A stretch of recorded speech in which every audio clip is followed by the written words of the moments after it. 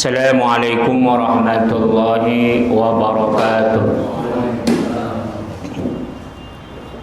Alhamdulillahi rabbil alamin wasi'al azimil ifdal wassalatu wassalamu ala sayyidina Muhammadin al-mab'uthu litatsmima makarimal akhlaq al-mufaddalu ala kafatil makhluqati ala al-itlaq wa ala alihi masabih as-sunnatil a'lam wa ashabihi al-badilina anfusahum litawdih as-syara'i wal ahkam wa ala syairil a'immatil mujtahidin al-qa'imina bihifzi namusiddin amma ba'du. Yang Allah muliakan para jemaah musalla ziyadatul iman yang dirahmati Allah, sebagaimana biasa insyaallah setiap ba'da maghrib kita membuka kitab turas fikih 4 mazhab Al-Mughni wa Syarhul Kabir dan kitab turas tasawuf Ibn Khaldun. Dan malam yang berbahagia ini kita meneruskan kitab fikih. Mari sama-sama kita membacakan ulumul Quran lin Nabi Muhammadin sallallahu alaihi wasallam ya Rasulullah wa ala ajwajihi wa alihi wa ahlil baitihi ajma'in wal awliya wal salihin wal anbiya wal mursalin wal malaikatil muqarrabin wa li abaina wa li ummahatina wa li jaddina wa li jaddatina wa li asyadidina wa li muallimina wa li masyayikhina wa li jami'il muslimina wal muslimat wal mu'minina wal mu'minat al ahya'i minhum wal amwat, khususan li sahibil mu'allif kitab Al-Mughni wa Syarhul Kabir li Syekh Al-Imam Al-Alama Ibnu Qudamah wa yalihi Asy-Syarhul Kabir li Syekh Al-Imam Ibnu Qudamah Al-Maqdisi wa nafa'ana bihima wal muslimina bi ulumihima wa bi ulumin jami'il ulama. Amin ya Allah. Ya Allah ya Tuhan kami, berilah keberkahan kepada kami di dalam majelis ilmu ini, di dalam majelis kitab fikih ini, kiranya bermanfaat kepada kami, keluarga, anak maupun keturunan kami. Ya Allah ya Tuhan, jauhkanlah kami, anak dan keluarga kami dari segala malapetaka, bencana, fitnah dunia maupun fitnah akhirat. Jauhkanlah kami dari segala kemurkaan-Mu karena kebodohan dan ketidaktahuan kami. Ya Tuhan, jauhkan kami dari segala cobaan yang tidak sanggup kami memikulnya. Jauhkanlah kami, anak dan keluarga kami dari segala gangguan, tipu daya muslihat, baik yang datangnya daripada golongan jin maupun manusia. Ya Allah ya Tuhan, anugerahkanlah kepada kami, anak dan keturunan kami, menjadi imaman lil muttaqin, menjadi pemimpin bagi orang-orang yang bertakwa. Anugerahkan pula kepada kami kesehatan, kemajuan dan kesuksesan segala amal usaha yang kami lakukan. Tak luput pula ya Allah ya Tuhan kami, berikan keberkahan kepada seluruh orang-orang yang telah pernah berbuat baik kepada kami, khususnya mereka yang menolong di dalam dakwah kami ya Allah. Bi barakati al-Fatihah. A'udzubillahi minasyaitonir rajim. Bismillahirrahmanirrahim. Alhamdulillahirabbil alamin arrahmanir rahim malikumiddin. Iyyaka na'budu wa iyyaka nasta'in ihdinas siratal mustaqim siratal ladzina an'amta 'alaihim ghairil maghdubi 'alaihim waladdallin amin. Alhamdulillah. Kita teruskan ya, kalau dalam kitabnya halaman 145. Miqdar ma yaqra'u fis shalah, ukuran bacaan di dalam salat. Yang dimaksud adalah bacaan setelah suratul Fatihah ya. Kemudian al-muallif juga memberi judul di sini al-murur amam al-musalli, melintasi orang yang salat, apa hukumnya? Kita teruskan yang lalu ya. Yang lalu kita belum selesai, sedikit lagi tentang masalah al-jahr wal israr fi shalah, tentang jahar dan membaca secara kuat maupun membaca secara sir yang pelan ketika di dalam salat. Makruhatuha dan makruh-makruhnya. Sedikit lagi, qala Taus fi man fatathu ba'd as-salat wa huwa qawlu as-sa'i wa la farqun bainal qada' wal ada'. Menurut pendapat At-Tawus, sebagaimana yang lalu tentang sebagian salat, yang dimaksud di sini adalah kalau kita mengqadha salat, apakah qadha salat kita itu dijaharkan atau tidak? Seperti umpamanya sholat maghrib kita qadha. Yang dimaksud qadha di sini adalah yang dulu pernah kita tinggalkan ya. yang dulu pernah kita tinggalkan karena maksiat, atau karena kita ketiduran, atau karena mabuk, karena ada orang ayan ya kan, atau karena lupa, kelewatan waktunya. Wal farqu bainal qadha' wal ada'. Jadi nggak ada bedanya, sama saja. Kalau yang dia waktu jahat dijaharkan, waktu yang sir-sirkan. Udah, ini kitab muktabar daripada mazhab Ahmad bin Hanbal. Di luar sana banyak orang yang berpahaman tidak ada sholat qadha ya. Siapa itu? Ibnu Taimiyah. Padahal Ibnu Taimiyah dulu baca ini. Ya. Dan ini sebenarnya sudah bertahun-tahun saya jelaskan, tapi ini kita ulang karena mungkin banyak yang duduk di sini masih baru. Nggak ada katanya qadha sholat ya, kata Ibnu Taimiyah. Jadi itu cacat, tak boleh dipakai. Tapi meskipun Ibnu Taimiyah mengingkari qadha sholat, orang yang maksiat itu, yang meninggalkan sholat, dia tetap statusnya maksiat meskipun tobat. Statusnya tetap meninggalkan sholat dan berdosa. Dan dia wajib mengganti dengan sholat-sholat sunnah. Jadi ini mazhab Ibnu Taimiyah, mazhab Imam Ahmad bin Hanbal. Jadi kita tidak memakai pendapat Ibnu Taimiyah. Kenapa kita bentangkan itu? Karena banyak di luar sana kelompok-kelompok yang mengingkari tidak ada qadha. Jadi kalau udah umpamanya umurnya 40 tahun, 50 tahun taubat. Setelah dia taubat, seenaknya nggak perlu qadha sholat. Jumhur ulama sepakat 4 mazhab. Imam Hanafi, Imam Maliki, Imam Syafi'i, dan Imam Ahmad bin Hanbal wajib diqadha. Kita juga telah terangkan dalam kitab Muwatta banyak hadis-hadisnya, termasuk hadis sahih tentang perang Khandaq. Rasulullah Shallallahu Alaihi Wasallam ketika perang Khandaq itu tidak bisa melaksanakan dengan sahabat sholat zuhur, sholat asar dan maghrib. Bayangkan itu. Ketika sampai waktu asar, Rasulullah nggak lakukan sholat dengan sengaja. Kenapa? Ketika itu dalam kondisi doruri perang. Kalau sampai mereka sholat, dikhawatirkan musuh sudah sampai, Khandaq parit belum selesai. Sampai sholat maghrib baru selesai. Akhirnya Bilal disuruh azan dan iqamah. Sholatlah Rasulullah. Setelah itu setelah selesai sholat maghrib disuruh berdiri lagi sholat zuhur. Terkejut Bilal, untuk apa lagi kita qomat ya Rasulullah? Kita tadi belum sholat zuhur, belum asar. Udah, ini hadis dengan sanad yang berbeda dan riwayat yang berbeda banyak sekali. Sehingga dari kalangan ulama 4 mazhab Ahlussunnah wal Jamaah.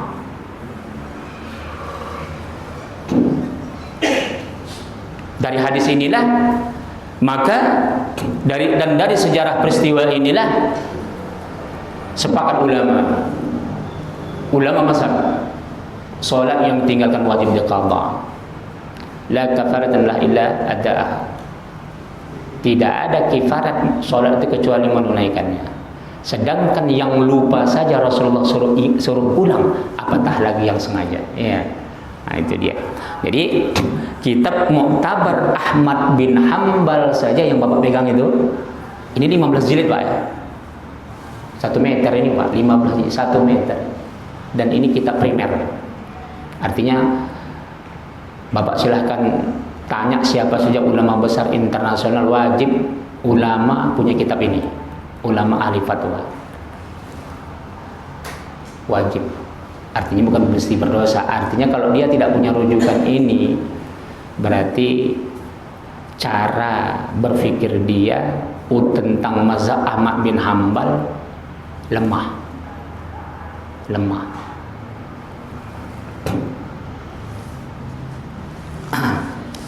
Itu dia ya.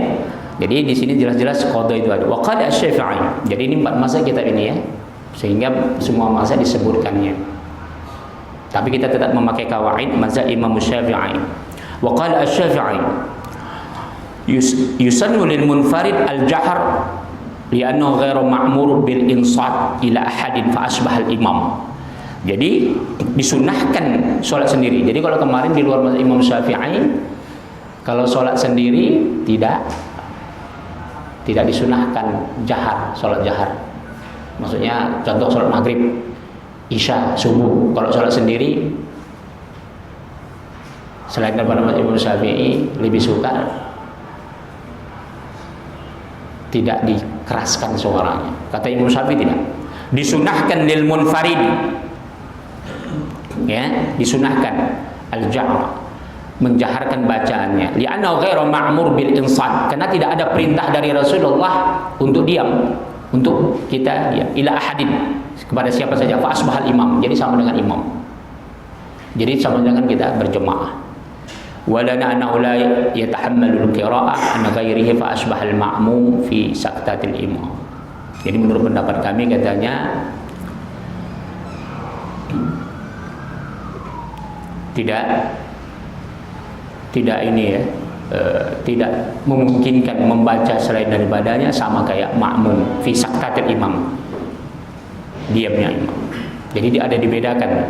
Wa yufariqul imam fa innahu yaqsud isma'ul ma'mumi. Jadi ada perbedaan menurut selain daripada Imam Syafi'i. Menurut pendapat kitab ini adalah Mas Ahmad bin Hanbal. Kalau dia tidak, karena ada perbedaan antara makmum dengan imam. Imam itu kuat, tujuannya untuk didengarkan makmum. Sementara kalau sholat sendiri kan enggak. Tapi ini pendapat Ahmad bin Hanbal. Wa yatahammalu qira'ah anhu. Jadi ya memungkinkan membaca untuk mereka. Wa ila hadza asyara Ahmad fi qawlihi innamal jahra lil jamaah. Maka Imam Ahmad memberikan isyarat pendapatnya hanya jaharnya salat itu hanya untuk berjamaah. Ya, tapi kita tetap memakai pendapat Imam Syafi'i. Ini yang mu'tabar ya. Ini yang mu'tabar. Kenapa? Karena memang kita salat sendiri itu lebih khusyuk membaca kuat. Tapi maksud yang jahar ya, seperti maghrib, isya dengan subuh. Karena kalau kita salat sendiri pelan, khusyuknya lebih kurang daripada kita mengkuatkannya. Ya, bahkan di sini Rasulullah SAW juga menganjurkan seperti itu. Cuman Imam Ahmad mungkin menganggap lemah itu hadis itu saja, tapi pandangan jumhur ulama tidak. Faslun, masuk kita bab yang baru. Fa amma in qadha salat fi jama'atin fa in kana salatu nahar fa qadha bil lail asr bil-laili asri li'annaha salatan nahar fa sunna fiha al-israr. Adapun mengqadha salat dalam berjemaah, kalau dia salat siang maka dia tunaikan pada malam hari, maka dia asri ya, dipelankan bacaannya karena dia dianggap salat siang. Fa sunna fiha al-israr, maka disunnahkan dia pelannya. Jadi israr di sini pelannya, kita ulang lagi ya, bukan di dalam hati. Sir dalam sholat bukan membaca dalam hati. Apabila membaca dalam hati tidak sah.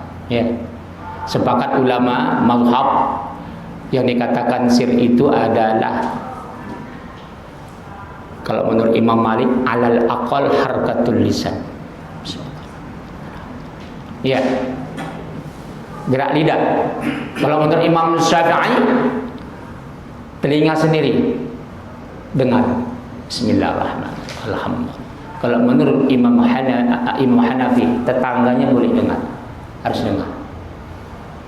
Imam Ahmad bin Hanbal pun begitu, harus dengar telinga. Kalau tidak dengar telinga tidak sah. Wah, berarti nggak sah sholat kita selama ini. Ya, saya yakin. Saya yakin Bapak bisa nggak membaca sholat dari A sampai Z kecuali niat. Niat itu mahaluha fil qulub. Yakin saya, pasti sholat kita nggak sah semua. Kalau menurut pendapat Imam Syafi'i, pendapat Imam Ahmad bin Hanbal, apalagi pendapat Imam Hanafi, nggak sah sholat kita. Jadi pendapat mana yang kita pakai terpaksa? Imam Malik, iya, harakatul lisan. Iya, gerak lidah kita. Bagaimana membaca rukun Al-Fatihah atau salawat kita bisa dengan lisan? Bisa, tapi sekali-sekali. Kalau untuk seterusnya saya yakin banyak yang kelewatan itu. Nah, di sini talfik kita. Artinya selagi kita bisa mengusahakannya, kita dengarkan, kita usahakan pendapat Imam Syafi'i. Kalau nggak bisa gimana lagi? Kita talfik. Talfik itu apa? Memakai pendapat yang berbeda daripada mazhab kita. Bisababin daruri, karena sebab darurah dan sebab kemaslahatan. Jadi kita mengambil perbedaan pendapat mazhab itu tidak boleh hawa nafsu ya. Tidak boleh kena enaknya saja, itu nggak boleh. Tidak boleh yang enaknya saja. Jadi mesti sebab karena kemaslahatan atau sebab daruri. Wala a'lam bihadza khilafan. Dan ini saya memandang kata Syekh ini, Syekh Ibnu Qudamah, ini Syekh Ibnu Qudamah murid sangat dekat daripada Syekh Abdul Qadir Jailani, wali kutub. Dan banyak orang di Indonesia menganggap Syekh Abdul Qadir Jailani madhab Imam Syafi'i. Padahal Syekh Abdul Qadir Jailani bermazhab Ahmad bin Hanbal. Tahun 2004 saya ke Jawa Timur. Saya ziarah ke pesantren Kiai Abdul Rahim yang sangat terkenal, cucunya daripada Syekh Kiai Arifin. Itu sangat terkenal di Sumeneb itu. Mereka kan fanatik Syafi'i, ngeri ya. NU kan luar biasa fanatik Imam Syafi'i. Selain daripada Syafi'i, bukan ahli sunnah katanya. Iya. Tahu, ketika saya ceritakan Syekh Abdul Qadir Jailani itu bukan mazhab Imam Syafi'i, terdiam tuh kiai. Terdiam, kayak macam shock gitu, kayak macam nggak terima. Saya pikir hanya di Jawa, ternyata di Jakarta pun begitu. Di grup-grup NU ketika saya ceritakan Tuan Syekh Abdul Qadir Jailani bukan bermazhab Imam Syafi'i, mereka nggak mungkin lah katanya. Ya. Jadi ini saksinya, ini kitab kita ini. Dan banyak lagi, silakan baca kitab-kitab sejarah. Termasuk Syekh Maliki yang di Mekah, Allah yarham. Beliau adalah ulama sufi yang sangat terkenal di Mekah.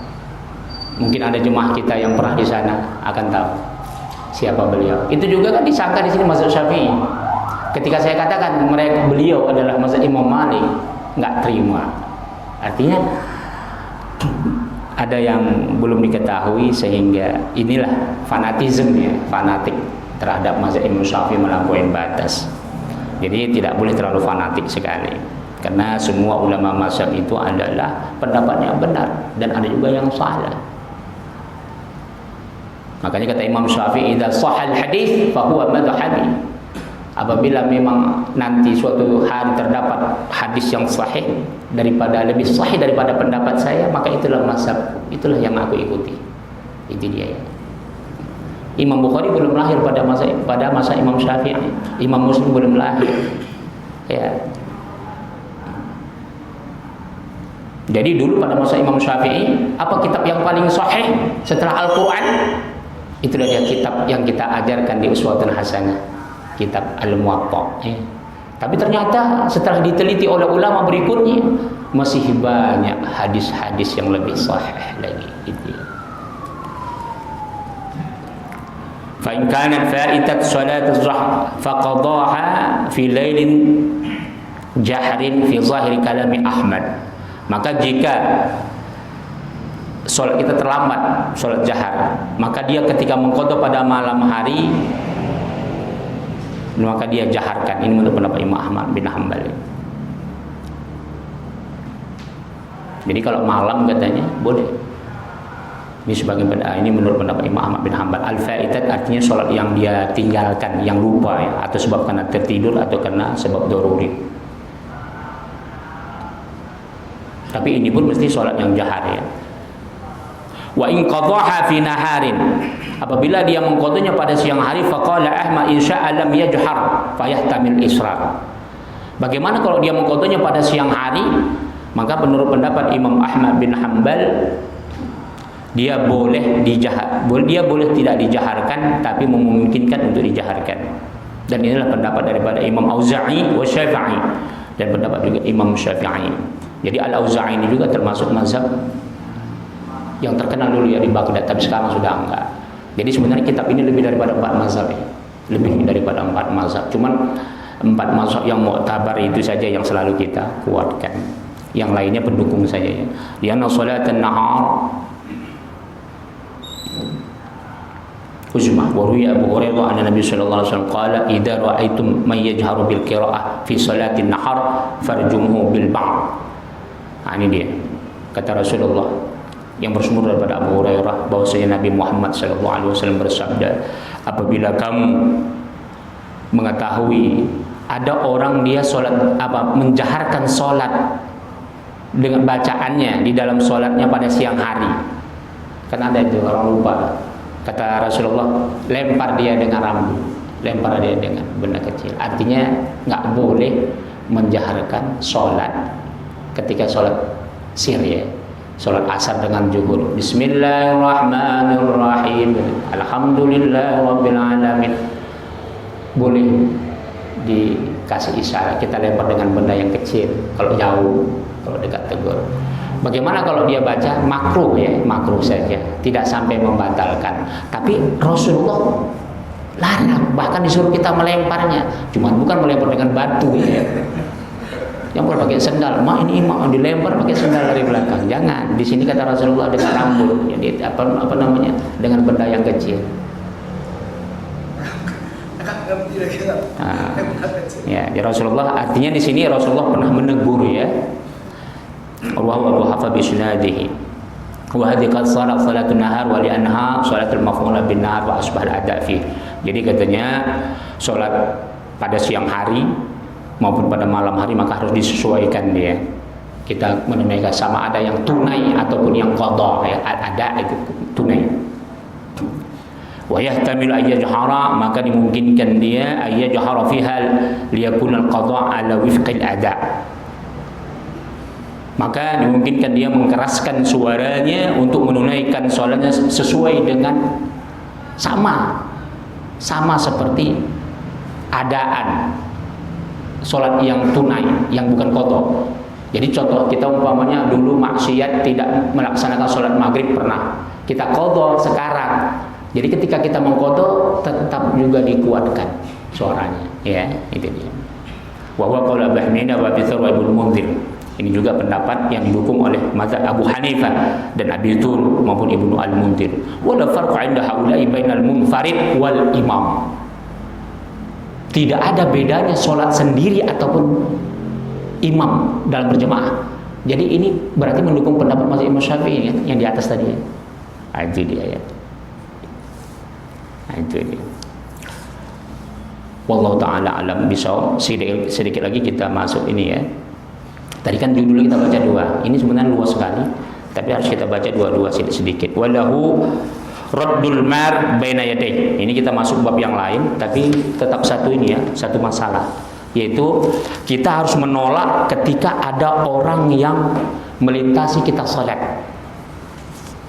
Di bawahnya kan itu ada, di atas itu matan, di bawah syarah ya. Kita baca itu. Laisa li ahadin ayyamura baina yadil musalli idza lam yakun baina yaday sutratan. Jadi tidak boleh siapapun ya melintasi orang yang salat di depan orang salat apabila lam yakun baina yaday sutra. Tahu sutra ya? Pembatas. Tidak boleh siapapun melintasi orang yang sholat apabila tidak ada sutra batas. Wa in kana lahu sutratan lahul murur baina wa bainaha limaruya. Maka jika apabila dia melintasi, apabila ada sutra, maka tidak mengapa dia melintasi orang yang sholat di depannya. Sebagaimana riwayat Abu Juham al-Ansari qala Rasulullah sallallahu alaihi wasallam Apa kata Rasulullah? "Lau ya'lamul mar'a baina yadil musalli madza 'alaihi min al-ith lakana yaqif 40 khairan lahu min ayyamurra baina yadayhi." Kalaulah tahu mereka itu melintasi orang yang sedang salat bagaimana besar dosanya, maka mereka akan berhenti selama 40. Di sini 40 saja dulu teks hadisnya. Itu lebih baik bagi dirinya daripada dia melintasi orang yang sedang salat. Baru kemudian Imam Muslim di dalam hadisnya, li ayyaqifa ahadukum mi'ata am. Lebih bagus dia berhenti salah seorang di antara kamu 100 tahun. Khairun, itu lebih baik. Lahu, baginya, man ayyamura baina yadi akhihi wa huwa yusalli, daripada dia melintasi orang yang sedang salat. Lebih bagus dia berhenti 100 tahun. Nah, ini paling banyak dilanggar ini. Ya. Nggak boleh ya. Wallahu ta'ala alam bisawab. Silakan kalau ada pertanyaan. Ini sebenarnya masalah sutra sudah selalu kita terangkan ya, bertahun-tahun ya. Tapi ini teks aslinya yang kita baca. Nanti kita sambung lagi terus ini sampai selesai. Silakan kalau ada pertanyaan. Fadhil. Mungkin kita mulai dari mana Ustaz? Iya. Kita mau haji Ustaz. Iya. Mereka kan Ustaz menerangkan bahwa orang yang nazar tadi itu ya. Nazar kan hukumnya sama Ustaz dengan orang yang nazar dan orang yang misalkan atau meninggal Ustaz. Itu berarti kita tidak boleh makan atau orang lain tidak boleh makan gitu Ustaz. Nah, bagaimana misalnya ada orang yang datang panitia Ustaz, si panitia dia meniat apa nazar atau dia untuk orang tuanya yang meninggal gitu, atau dia mau menghadiahkan pahalanya untuk orang yang meninggal gitu Ustaz. Nah, itu gimana Ustaz? Kita tidak boleh menerima siapa yang memotong kita yang kurban tadi, dan orang kaya di panitia itu tidak, kalau orang kaya yang itu tidak boleh makan juga Ustaz. Nah, ini juga bisa kalau kita bilang sama orang itu kan takut tersinggung Ustaz sama orang itu, apa kita diberitahu gitu. Atau kalau kita terima, kita kan ada masalah juga dengan teman-teman pihak ini gitu Ustaz. Nah, ini caranya gimana Ustaz? Oke, silakan yang kedua. Mengenai sutra kayak kebanyakan di Indonesia ini kan ya kita ya, dia datang dia ngambil posisi di belakang, dia sholat sunnah. Nah, kita kan mau ke depan mau melintasi dia nih, itu kan maksudnya kalau di masjid itu kan agak jauh, kalau di sini mungkin kita dekat, dia ada di belakang sana, kita pintunya sebelah sini, itu gimana hukumnya? Itu aja ya. Iya. Oke, silakan tadi kedua. Nyambung Pak Gandhi tadi masalah kurban, kalau kulit itu boleh dijual atau enggak? Itu aja ya. Oke, saya jawab yang pertama tentang masalah kurban. Nah, ini penting juga diulang-ulang meskipun sebenarnya udah hampir 8 tahun lebih ya. Kayaknya setiap tahun kita terus di majelis ilmu kita terus kita ulang-ulang tadi apa. Karena saya perhatikan kemarin juga pertanyaannya ketika kita tahlilan, ada juga pertanyaan yang masih belum dipahami tentang memberikan kepala katanya. Padahal nggak ada hubungannya memberikan kepala dengan larangan. Yang dilarang itu adalah menjual dan memberikan upah. Oke, kita masuk kepada pertanyaan pertama. Jadi kurban nazar, kurban wasiat untuk orang yang meninggal, ini tidak boleh dimakan, tidak sah, dan hanya untuk orang yang miskin. Ya. Hanya bedanya kalau wasiat menurut Imam Syafi'i harus ada dari yang wasiat dari yang meninggal. Kalau enggak. Tapi kalau menurut mazhab lain boleh. Tapi tetap itu tidak boleh dimakan. Bagaimana caranya? Ya jangan ada istilah takut tersinggung. Dalam syariat enggak boleh takut tersinggung. Jangan sampai kita gara-gara takut tersinggung tidak sah kurban kita, dan hukumnya pun berdosa. Ya. Jadi caranya bagaimana? Ya kita harus terangkan dari awal. Kita serahkan sapi itu bagian kita dari 7 orang, bagian kita itu ada di situ. Saya untuk orang tua, maka bagian saya minta semuanya, atau silahkan panitia yang bagi, tapi hanya untuk orang miskin. Karena ini nazar atau wasiat. Harus disebutkan. Kalau enggak kita ambil, kita yang bagi sendiri. Kalau kambing kita potong sendiri. Sebaiknya begitu ya. Nah, itu dia. Kemudian yang kedua sutra. Jadi sutra itu begini. Kalau sebab doruri, contoh, ini kan pintu kita. Tahu ada orang sholat di situ. Kita penting kali ada hajat, boleh kita lewati. Atau di situ dia sholat, pas di pintu karena udah penuh. Tahu belum siap, maka dia boleh lewat. Kemudian sutra berjamaah. Apa sutra berjamaah? Imam.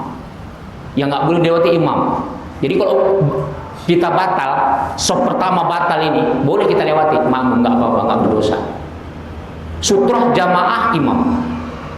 Makanya kalau batal sholat nggak diharamkan lewat di depan imam. Tapi kalau makmum nggak apa-apa. Berbeda kalau sholat munfarid sendiri-sendiri, tetap wajib kita memberi sutra. Tapi yang sholat sunnah.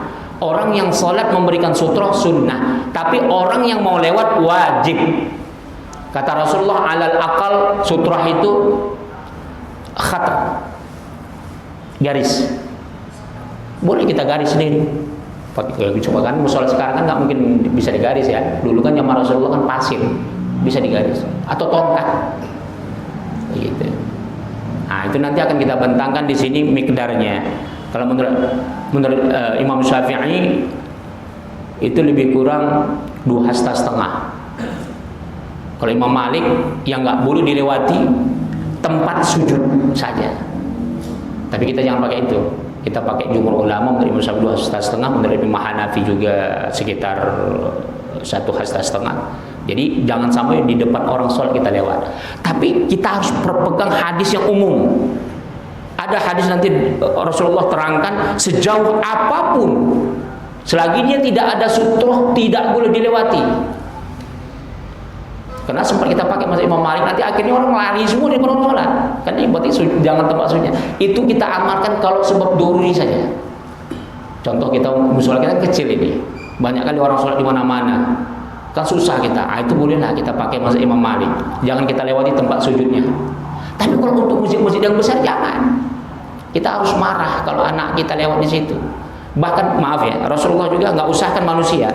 Binatang saja pun nanti akan sampai kita pembahasan hadis tentang itu. Binatang saja nggak boleh. Nanti di situ Rasulullah jabarkan, bukan hanya di kitab ini, termasuk di kitab Muwatta sudah kita terangkan. Manusia yang lewat di orang sholat itu sama dengan setan, kata Rasulullah. Makanya boleh di falyaqtul. Rasulullah pakai kata-kata qatala.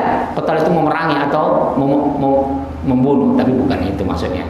Artinya kita boleh tegas, kita boleh larang tegas dia, dan boleh kita marahi. Tapi jangan marah, bukan orang yang sholat marahinya orang yang nggak sholat. Nah, dan boleh kita tolak. Makanya kalau di Arab itu ya, di Arab itu kalau ada orang sholat tangannya langsung gini itu. Ya, kalau Indonesia nggak pernah itu, diam aja dia lewat. Itu dia. Sebab doruri boleh. Sebab doruri. Kemudian walaupun panjang kan kita pakai hadisnya di sumum. Iya. Kalau kita misalkan di atin contoh Ustaz. Iya. Kan dia kan oh kalau atin kan mungkin maka kita niatkan saja batasan-batasan karpet itu sebagai khatar. Sutra. Kita niatkan aja situ karena dalam hadis itu al-hasa, tongkat. Kalau nggak ada garis, kita niatkan saja berarti batas karpet atau tempat apa dia situ. Itulah dia. Karena ada garis-garis di karpet itu. Itu ya, itu dianggap sutra. Sajadah juga termasuk besar. Termasuk sajadah. Termasuk sajadah itu sutra. Nah, Ustaz, kalau ada yang kan suka ada karpet yang langsung aja, Ustaz. Kalau yang langsung saja sebaiknya jangan dilewati. Kalau kan ada yang mulu saja gitu kan. Nah, itu dia ya. Atau kita taruh tas kita atau ini kita taruh di situ, kita lewat. Nah, kita taruh barang-barang yang kita pegang taruh di situ, begitu ya. Jadi nanti ada masanya memang kita harus pakai pendapat mazhab itu. Artinya kalau untuk sekitar 2 meter boleh. Nanti kalau lebih doruri lagi kita pakai mazhab Imam Malik. Yang penting jangan tempat sujudnya dilanggar, gitu ya. Tapi ulama-ulama kita jarang memakai itu. Usahakan jangan lewat. Itu dia ya, jangan lewat di depan orang salat. Kemudian yang terakhir, pertanyaan terakhir, nanti kita buka lagi pertanyaan tentang masalah bolehkah menjual kulitnya? Tidak boleh. La udhiyata man ba'a jildahu aw lahmu. Tidak dikatakan udhiyah, tidak dianggap dia berkorban Orang yang menjual kulit atau dagingnya, apa saja dari itu, tanduknya nggak boleh jual. Jadi harus disedekahkan. Jadi maka Sayyidatul Aisyah ketika menyembelih kurban para sahabat, dia minta kulitnya. Akhirnya masing-masing ada yang meminta, itu dibagi. Dan itu tidak boleh dijual. Jadi makanya afdalnya adalah dibagi. Itu dia. Oke, silakan. Prakteknya ada yang dijual kulitnya. Nah, itu untuk panitia atau untuk kas musola gitu. Iya. Kas lagi Ustaz, uangnya harus dikasih itu Ustaz. Iya. Kas lagi ada mesin gitu kan. Jadi ini juga selalu saya ulang-ulang ya. Menurut pendapat mazhab Ahlus Sunnah wal Jamaah jumhur, kecuali Imam Hanafi. Kecuali Imam Hanafi boleh dijual, tapi uangnya nggak boleh dimakan. Untuk masjid. Ya, atau musalla. Ini kan nggak dijual, beli rokok dia ya kan. Kan banyak itu, setiap lebaran haji perhatikan itu banyak itu pick up beli kulitnya. Udah panitia beli rokok, beli minuman. Ya. Tapi haram Ustaz. Haram. Nggak boleh ya. Tidak boleh. Kalau bekas lo tak ada di masjid boleh ya? Itu pun pendapat Imam Hanafi. Pendapat Imam Hanafi boleh dijual. Tapi uangnya nggak boleh dimakan untuk masjid. Ya. Itu dia. Oke, silakan ada yang lain. Pada. Kalau ada orang yang berkorban kambing ke panitia, tapi dia minta daging sapi, atau kebalikannya gitu, panitia memberikan dia daging sapi bukan kambing, bagaimana hukumnya? Kalau dia meminta sesuai dengan hak dia nggak boleh. Contoh, sepertiga kurban sunnah ya, kurban sunnah, bukan kurban nazar, bukan kurban wasiat. Bagiannya sepertiga. Maka dia sama dia adalah kalau dia kambing dia hanya bisa berhak dapat kambing. Kalau dia mau tukar harus izin dengan orang yang berkurban sunnah sapi. Atau kita minta izin dengan panitia. Panitia sudah membagi kurban sapi itu berapa orang, tapi kurban sunnah ya, sekali lagi kurban sunnah ya. Panitia sudah membagi sepertiga sapi untuk orang-orang yang sini, terdekat, yang jauh, yang miskin, yang kaya. Udah, kita minta tukar, tapi izin panitia. Boleh, karena panitia sudah dapat izin daripada orang yang berkurban. Izin panitia. Tapi dia nggak boleh maksa. Kalau panitia bilang nggak bisa. Karena hak dia hanya sesuai dengan yang dia kurbankan.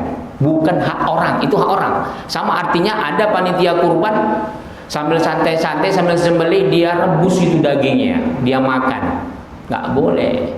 Dia harus izin dulu. Kalaupun dia mau rebus untuk panitia, dia harus itu milik dia, bagian dia, jatah dia. Bukan sembarangan dia ambil seperti dia memotong sapi milik dia. Karena dia merasa panitia, kepalanya direbusnya duluan, hatinya direbus, dia makan rame-rame. Nggak boleh. Tidak boleh ya. Jadi kalau dia duluan kan diambil, nanti orang-orang tadi dikurangi jatah dia. Dan tidak boleh untuk upah. Daging kurban tidak boleh untuk upah. Dagingnya, tanduknya, kulitnya tidak boleh untuk upah. Makanya kalau bisa ya tukang motong langsung akad. Kamu berapa sanggup satu ekor sapi berapa? 100.000. Kalau kambing berapa? 50.000 umpamanya. Udah. Kalaupun kita mau ngasih dia atas nama pembagian kurban, bukan ujroh, bukan upah. Tidak boleh. Jadi harus bisa dibedakan mana dia kurban, mana dia kita motong sapi yang bukan kurbannya sedekah. Harus bisa dibedakan. Oke, silakan. Oke, silakan. Ada yang pisahin kakinya, ini pisah-pisahin, nanti kalau diambil gitu, bentuknya bisa-pisahin sendiri itu gimana tuh? Oke, yang kedua, silakan. Ada request misalkan saya mau minta ini dong boleh nggak karena buat obat begitu Pak Ustaz. Misalkan buntutnya tapi utuh gitu, tapi terus terakhir utuh request. Itu bagaimana Pak Ustaz hukumnya Pak Ustaz? Oke. Sebagai panitia dan yang memintanya itu Pak Ustaz. Oke, silakan ya. Kalau yang tadi Ustaz bilang untuk menjual kurban dibilang haram kecuali untuk disumbangkan kembali ke masjid. Lalu bagaimana untuk pembelinya tak pengumpulnya? Hukumnya sama haram ya. Oke. Oh, kalau mengumpulkan kaki-kakinya saja, kalau dia mau ngambil mesti izin panitia dan itu harus dibagi rata. Jangan ada dia mengambil tanpa izin, tanpa hak atau sesuka-sukanya saja. Dia harus sesuai dengan pembagian. Dia harus sesuai dengan jatah yang sudah ditentukan oleh panitia. Nggak boleh dia mesan-mesan. Kecuali begini, kurban sunnah. Contoh, si A berkurban kambing, Pak, bapak kurbannya kurban sunnah, bapak kan dapat bagian sepertiga. Aku mau minta kakinya, boleh nggak? Kalau katanya boleh, boleh. Tapi jangan sampai dia nggak tahu siapa yang berkurban, karena dia merasa lebih dekat dari tempat sembelih kurban, dia ambil sesuka hati dia, kambing apanya, kakinya lah, ekornya lah, telurnya, kepala, nggak boleh. Itu dia. Jadi kalau kita pesan harus izin panitia. Izin panitia itu pun harus koordinasi dengan yang berkurban sunnah. Kalau bagian yang berkurban mau ngasih nggak apa-apa. Kalau enggak, maka bagian jatah yang telah ditentukan panitia. Itu dia ya. Nah, silakan. Baru kemudian tadi ada yang belum saya jawab tadi, Pak. Ya, saya request tadi itu misalkan, tapi saya minta misal buntutnya itu utuh karena buat obat. Izin ya, harus izin dari panitia ya. Harus izin dari panitia dan itu digabungkan dengan jatah. Nah, itu dia ya, dengan jatah bagian dia. Kalau memang dia berhak mendapat. Kalau memang dia panitia nggak usah. Dia bukan panitia, maksudnya ada orang lain. Warga lah gitu ya. Dia harus izin panitia dan tunggu pembagian. Jangan ngambil-ngambil dulu. Ini belum dibagi udah diambil, dibawanya pulang dulu kan. Ya, jangan begitu ya. Jadi jangan sampai karena dia merasa nganggap enteng, ekor doang katanya kan, ngambil. Jangan. Tunggu dulu panitia membagi dengan adil. Itu dia ya. Jadi daging kurban jangan sembarangan kita ngambil-ngambil tanpa izin. Itu dia. Oke, silakan. Faktor. Ada suatu kasus gini, Ustaz. Faktor. Jadi ada sapi harga 25, tapi bisa ditawar oleh panitia seharga 24. Artinya kan ada kelebihan 1 juta di situ. Lalu dalam pelaksanaannya para panitia ini mendapatkan kelebihan itu. Jadi artinya panitia itu digaji lah, ibaratnya digaji. Nah, apa hukum dari menggajinya ini? Kalau dari daging kurban tidak boleh. Makanya harus awal dari akad itu masalah harga jangan dimasukkan dengan istilah kurbannya. Cukup disebut begini. Jadi kurban sapi harga sekian, kan gitu. Nanti harus dibilang seandainya ada lebihnya, maka itu untuk panitia operasional, harus disebut itu, harus disebut. Kalau enggak boleh, berarti kita memakan hak dia. Jadi kurban jangan disamakan kita bikin tender atau apa namanya bisnis. Jadi ini banyak di perusahaan kata direkturnya kita keluarkan untuk berkurban sapi 1 ekor, cari yang 22, yang 30 juta, tahu-tahu dicarinya yang 20 juta. Bayangkan 10 juta dia kantongi kan, haram hukumnya. Dia harus jelaskan, Pak ini sekian harganya, tapi seandainya nanti panitia ternyata mendapat harga yang lebih murah, tapi tetap sejumlah akad dia 1 ekor sapi 7 orang, 1 ekor kambing 1 orang, maka sisanya nanti dibilang untuk operasional atau disedekahkan ke masjid. Itu harus disebut. Kalau kita diam saja mengambil keuntungan, itu memakan hak orang lain dan itu batil, nggak boleh. Dan ini yang selalu sering terjadi di masyarakat kita. Itu dia ya. Jadi nggak ada. Ini penting juga. Kurban sekolah nggak ada. Ini sudah berapa tahun saya tulis ya di medsos, sampai sekarang insya Allah bisa ditulis ya, dilihat itu. Haram, nggak boleh ya, nggak sah kurban sekolah. Karena ada anak-anak dikutipin 50.000 satu sekolah. Mereka kurban 1 ekor kambing, 1 ekor sapi. Atau perusahaan, kalau perusahaan atas nama direkturnya. Jadi kalau nanti dia sifatnya umum, satu perusahaan menyumbang untuk itu, bukan kurban namanya, sedekah saja, bukan kurban. Kurban harus sesuai dengan nisabnya. Satu sapi untuk 7 orang, 1 kambing untuk 1 orang. Boleh dia untuk banyak. Itu namanya kurban sunnah kifayah menurut mazhab Imam Syafi'i. Tapi untuk 1 keluarga, bukan komunitas, bukan arisan, bukan sekolah. 1 keluarga. Contoh, Bapak sudah pernah kurban sunnatul aid. Setelah itu membuat sunnatul kifayah. Diniatkan untuk orang tua, untuk istri, untuk anak, tapi yang dalam nafkah kita. satu rumah itu boleh. Bapak punya anak 7, 8, 10 boleh 1 ekor kambing. Itu sunnah kifayah namanya. Tapi kalau perusahaan bukan termasuk sunnah kifayah. Sekolah bukan. Ini selalu saya tegur ini. Tapi dari ini kita belajar katanya. Belajar bukan begitu. Kalau belajar potong sendiri kambing sendiri. Bukan begitu cara belajar dengan hukum yang salah. Maaf. Dan itu memberatkan sekolah-sekolah swasta. Nggak semua sekolah swasta itu orang kaya. 50.000 itu orang miskin, Pak. Apalagi dia punya anak 3, 4 di sekolah itu. Pekerjaan ayahnya di Jakarta ini di bawah 3 juta. Kalau untuk mengumpulkan 50.000 jangan dianggap mudah itu. Ini banyak sekolah-sekolah yang miskin itu mengadakan seperti itu atas nama untuk mendidik berkorban. Bukan itu, masih banyak pendidikan yang lain. Memandikan mayit, dan sebagainya.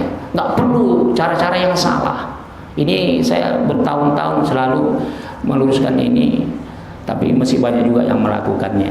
Nah, itu ya yang disayangkan. Jadi nggak boleh ya. Kalau mau melakukan jemaah sunnah kifayah, itu perlu untuk keluarga sendiri. Jangan bikin-bikin aturan. Sekolah 50.000 satu orang. Coba kalikan itu. Kalau dia 31 kelas, kalikan 6 kelas. Sudah berapa? Lo pasti itu banyak mar'ab di situ lagi. Sudah batil mar'abnya, belum lagi caranya bersalah. Oke, silakan.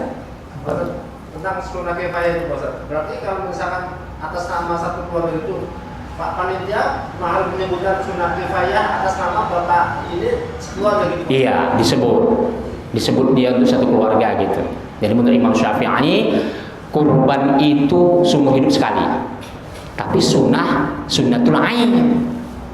Sunnatul ain seumur hidup sekali. Kalau menurut Imam Hanafi wajib setiap tahun. Menurut jumhur ulama sunnah muakkad setiap tahun. Barang siapa yang punya kemampuan tidak dia berkorban, makruhnya besar dan tidak berkah hartanya. Orang kaya yang tak berkorban nggak berkah hartanya. Saya ulang tentang masalah sunnah ain.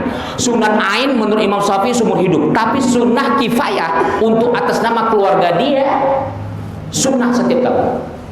Sunnah muakkadah. Kalau dia punya kemampuan tidak berkorban, makruh hukumnya, nggak berkah hartanya. Jadi kalau mau bisnisnya lancar, siapa saja amalkan kurban.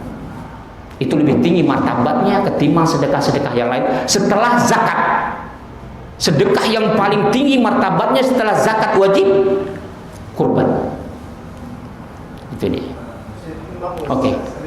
Tentang itu, kalau misalkan saya kan ada orang tua saya, orang tua saya menyebutkan atas nama orang tua saya dan keluarga, tapi orang tua saya sini udah meninggal dunia, apakah itu termasuk? Iya, diambil separuh. Jadi 1 ekor kambing itu sepertiga sama kita, baru sebahagian khusus untuk kita orang tua kita sedekahkan.